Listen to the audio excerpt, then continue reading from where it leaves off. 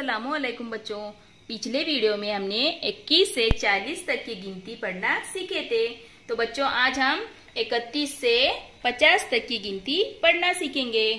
30 और 1 31, 30 और 2 32, 30 और 3 33, 30 और 4 34, 30 और 5 35, 30 और 6 36, 30 और 7 37, 30 और 8 38, 30 और 9 39, 40, 40 और 1 41, 40 और 2 42, 40 और 3 43, 40 और 4 44, 40 और 5 45, 40 और 6 46, 40 और 7 47, 40 और 8 48, 40 और 9 49, 50।